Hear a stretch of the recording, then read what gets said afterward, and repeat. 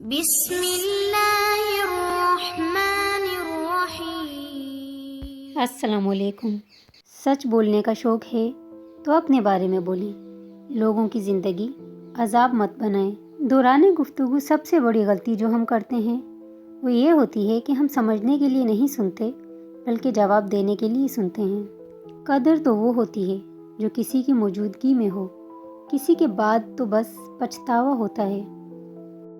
ہر شخص اپنا درخت الگ الگ لگانا چاہتا ہے، یہی وجہ ہے کہ انسانیت کا باغ تیار ہی نہیں ہوتا۔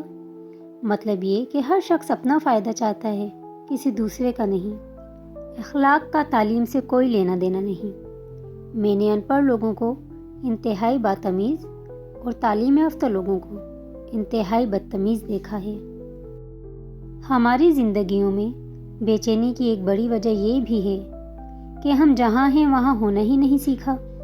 سارا دن یا تو ماضی میں ہوتے ہیں یا مستقبل میں، اگر کہیں نہیں ہوتے تو بس حال ہی میں نہیں ہوتے۔ ایسا بھی ہوتا ہے کہ خدا ہمیں پھولوں سے بھرا ٹوکرا عطا کرنے کے موڈ میں ہوتا ہے اور ہم صرف ایک پھول کی ضد لگا کر بیٹھے ہوئے ہوتے ہیں۔ جس دن یہ سمجھ جائیں گے کہ سامنے والا غلط نہیں، صرف اس کی سوچ ہم سے الگ ہے، اس دن زندگی کے بہت سے دکھ ختم ہو جائیں گے۔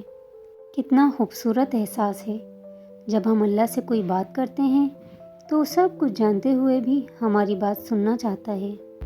ہم اچھا ہونے یا اچھا بننے کے باوجود کسی نہ کسی کی کہانی میں تو برے ہوتے ہی ہیں۔ Thanks for watching. اللہ حافظ۔